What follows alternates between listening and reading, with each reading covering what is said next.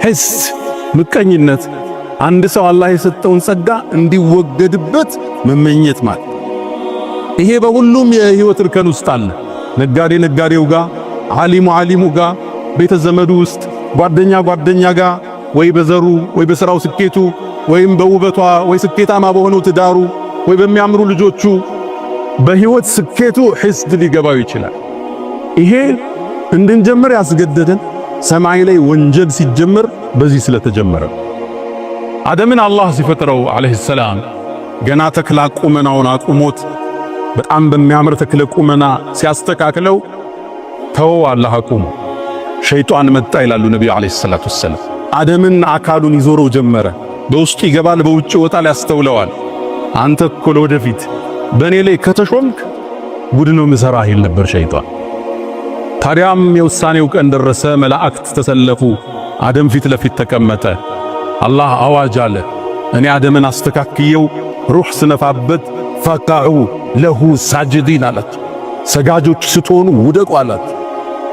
አንዱ ብቻ አመፀ፣ ኢብሊስ አመፀ። አላህም ጠየቀው ለምን እንዳልሰገደ። خلقتني من نار وخلقته من طين እሱን ከጭቃ እኔን ከሳት ፈጥረ እንዴት ለሱ ሰግዳለሁ አለ። ያኔም ከአላህ እዝነት ተቋረጠ፣ ከአላህም ረሕመት ተበተነ። የመጀመሪያው የሰማዩ ዓለም ላይ የተፈጠረው ወንጀል ሒስድ የወለደው ምቀኝነት የወለደው። ምቀኝነት ታሪኩ ሰፊ ነው። ከሰማይ ነው የሚጀምረው። እሱ የመጀመሪያ ምድር ላይ የተሰራው ወንጀል ምቀኝነት የወለደው ነው። አባታችን አደም አለይሂ ሰላም ምድር ወረደ። ሁለት ልጆች ነበሩት፣ ሃቢል ቃቢል የሚባሉ። ሃቢል አርብቶ አደር ነው። ቃቢል ገበሬ ነው። እሱ ደግሞ አርሶ አደር ነው። አዝርዕቶች ማሳዎች አሉት። አላህ ትእዛዝ ላከ ለአላህ ሰደቃ ስጡ ብሎ። ሃቢል ምርጧን እንስሳ ይዞ አቀረበ፣ ለአላህ ቁርባን አቀረበ። ቃቢል ደግሞ የደረቀውን የገረጣውን አትክልት ይዞ መጣና ለአላህ ሰደቃ አቀረበ። ያኔ በዛን ዘመን አላህ ሲቀበልህ የምታቀው ከሰማይ ሳት መጣ፣ አንተ ያቀረብከውን ትበለዋለች። ታዲያ አላህ ጥሩ ያቀረበውን ሃቢልን ተቀበለው፣ ሳትም ላከና የሱ ተበላች። ቃቢል ሲመለከት እሱን አላህ አልተቀበለው፣ ተበሳጨ፣ ሒስድ ቀሰቀሰው፣ ተቆጣ። ለአቅቱለነክ አለው፣ ከባድ ቃል ተናገረ። አላህ ቁርአን ላይ ዘግቦታል፣ እገልሃለሁ አለ። አላህን የተቀበለው ኢዝ ቀረባ ቁርባናን ፈተቁቢለ ሚን አሐድሂማ አላህ ከአንደኛው ተቀበለ። ለምን ኢነማ የተቀበሉ ላሁ ሚነል ሙተቂን አላህ እሱን ፈርተው ለሱ ጥሩ ነገር ያቀረቡትን ነው አላህ የሚቀበል። እገልሃለሁ አለ። ለምን ነው የምትገለኝ? አላህ እኔን ስለተቀበለኝ ነው። አሁን የምታዩት ልዩነት ይሄ ነው። እነገሌ እዚህ ደረጃ ላይ ደረሱ፣ እነገሌ እንዲህ ውጤታማ ሆኑ። ለአቅቱለነክ እገልሃለሁ አለ። አሁን መግደል ስለማይችል ስም ብቻ ሊያጠፋ ይችላል። እገልሃለሁ አለ። መጨረሻም ወንድም ለእጁን ሰነዘረ፣ ፈቀተለ፣ ወንድሙን ገደለው። የመጀመሪያ ወንድማማች ናቸው ለሰው ልጆች ታሪክ። ገዳዩ ቃቢል ይባላል። ብዙ ጊዜ ቃቢልና ቃቢል ሰው ይምታታል። ቃቢል ቃፍ አለች፣ ቃቲል በሚለው ያዙት። ገዳይ እሱ ነበር፣ ሃቢል ተገዳይ። የመጀመሪያ ወንጀል ምድር ላይ ሒስድ የወለደው የወንድምንም ደም የማፍሰስ ክስተት ተከሰተ። ለዚህም ነው በዚህ ርዕስ የጀመረው። ተከታታይ ርዕሶች ይኖሩናል ውስጣችን በሽታዎቻችን እያወጣ እንዴት እንከም ብለን። የመጀመሪያው ሒስድ ማንም የማይድንበት የበሽታዎች ሁሉ ምንጭ። ፖለቲካው ላይ የምታዩት ስንክሳር አብዛኛው ሒስድ የወለደው ሊሆን ይችላል። ሒስድ የሚወልዳቸው አገር ያፈርሳል፣ መስጂድ ይበትናል፣ ሶፍ ይለያያል። ሒስድ አላህ ይጠብቃል። አላህ ውስጣችን ያጽዳው። እንኳን ለኛ ለነቢያት ልጆች ሒስድ አልተመለሰም። ነቢዩላህ ዩሱፍ አለይሂ ሰላም አባታቸው ነቢይ ነው፣ አያታቸው ነቢይ ነው። ቅድም አያታቸው ነቢይ ነው፣ ኢብራሂም፣ ኢስሐቅ፣ ያዕቁብ። ልጃቸው ዩሱፍ ይባላል። ዩሱፍ አባቱ ያዕቁብ ዘንድ በጣም ተወዳጅ ነበር። ሲያዩት ቆንጆ ነው ዩሱፍ። የቁንጅናን ግማሽ ነው አላህ ከሱ ላይ ያስቀመጠ። ቁንጅናን ከሁለት ከፍሎ ግማሹን ዩሱፍ ላይ ነው አላህ ያደረገው፣ ሌላውን ነው እኛ ጋር የተበተነ። እኑበት ኢዝ ቃሉ ለዩሱፍ ወአኹሁ አሐቡ ኢላ አቢና ሚና ወነሕኑ ዑስባ እኛ ብዙ ጭፍሮች ነን እያለን ዩሱፍና ወንድሙ አባታችን ዘንድ በጣም ተወደደሳል። በርግጥ አሉ ሒስድ ወደ ምን እንደመራ ኢና አባና ነቢይ ነው አባታቸው፣ ለፊ ضላሊን ሙቢን ጥመት ውስጥ ነው አባታችን አሉ። ነቢይ አይሳሳትም ነበር፣ ግን ሒስድ ነቢይን ለማውገዝ ገፋቸው። ታዲያ ምን ያደርጉ? አንድን ሴራ ዘየዱ። እቅቱሉ ዩሱፍ አሉ። ሒስድ የት እንደሚያደርስ ዩሱፍን ግደሉታል። ወንድማማች ዑስባህ ጭፍራ ተሰብስቦ አለይሰ ሚንሁም ረጁሉን ረሺድ ወንድማቸውን ለመግደል ወሰኑ። ለመግደልም ሲወስኑ አንድ ከነሱ ጋር ትንሽ ሚሻለው ግዴለም ጉድጓድ ውስጥ ጨምሩት፣ አልፎ ሀጆቹ ውሃ ሊቀዱ ሲሉ ይዞት ይሄዳሉ አለ። ይሄም ሌላ ገደላ ነበር። ጉድጓድ ውስጥ ጨምረው ግን ይሻላል አሉ። ጉድጓድ ውስጥ ወንድማቸውን ጨመሩት። ዩሱፍም ከአባቱ ለ40 ዓመት ተለየ። አንዴ ባሪያ ሆኖ ሲሸጥ፣ ሌላ ጊዜ እስር ቤት ሲገባ፣ ሌላ ጊዜ ዚና ሰራ ተብሎ አህያ ላይ ተደርጎ በግብጽ ከተማዎቹ ሲዞር የመከራን የሰቀቃን ጊዜ አሳለፈ። ይህን ግፍ የፈጠሩበት የነቢያት ልጅ የሆኑት ወንድሞቹ ነበሩ። ሒስድ ምቀኝነት የነቢይን ቤት ይረብሻል። አባታቸውን አመጹ፣ አላህንም አስቆጡ። ወንድማቸውን ለሰቆቃ ዳረጉት። ሒስድ አቡ ጀህልን እስልምናን ከመቀበል ያገደው ምቀኝነት ነው። ነቢዩ ዓለይሂ ሰላቱ ወሰላም እውነተኛ መሆናቸውን አቡ ጀህል ያውቃል። ረሱሉ ዓለይሂ ሰላቱ ወሰላም ሌሊት ተነስተው ሶላት ቁርአናቸው ድምጻቸው ማራኪ ነው ሲቀሩ አቡ ጀህል በሌሊት መጥቶ ያዳምጣቸው ነው። እውነተኛ መሆናቸውን ጠንቅቆ ያውቅ ነበር አቡ ጀህል። አንዴ በሌሊት ወጥቶ ሲሄድ ቁረይሾች አዩት። የቁረይሽ ያን ያደረጃጅ አንድ ንጉስ የለም፣ በርካታ ንጉሶች ነው ያሉበት። በአንድ ላይ በህብረት ነው የሚመሩት። ቤተሰብ ሁሉም አላቸው ዘሮች። ያዙት። አንተ አቡ ጀህል በሌሊት እየመጣ መሐመድን ለምን የምታዳምጥ? አሁንም ድንገት ያልፋቸዋል።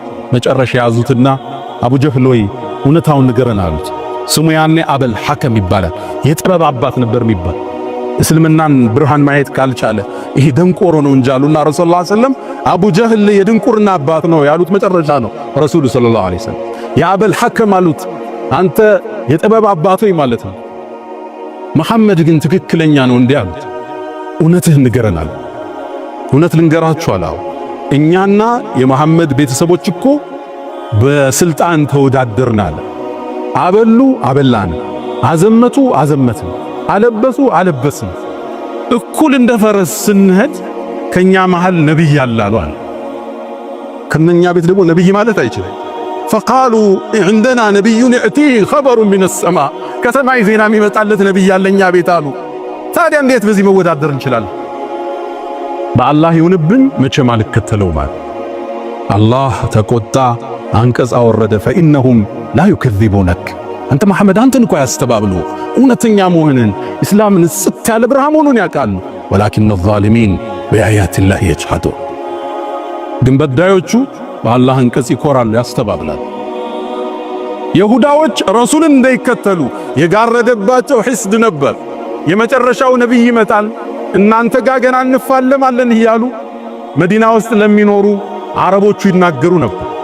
መጽሐፋቸው ላይ ተጠቅሷል። መልኩ፣ ቁመናው፣ ሽፋሽፍቱ፣ ያይኑ ቅድ፣ ነጩ የጸዳ፣ ጥቁር የጠቆረ፣ አንገተ መቃ፣ አፍንጫው ስንደዶ፣ ጥቁር ጸጉር ያለው፣ ደረቱ ሰፊ፣ ቁመናው መካከለኛ ተጠቅሶላቸው ያዕሪፉነሁ አላህ ያቁታል እኮ ሙሐመድ ከማ ያዕሪፉነ አብናአሁ ልጆቻቸውም ያቁትን ያህል እኮ ያቁታል። ተላከ ነብዩ አለይሂ ሰላቱ ወሰላም ረሱሉ ሲላኩ ሲያዩት ከዓረብ ነው።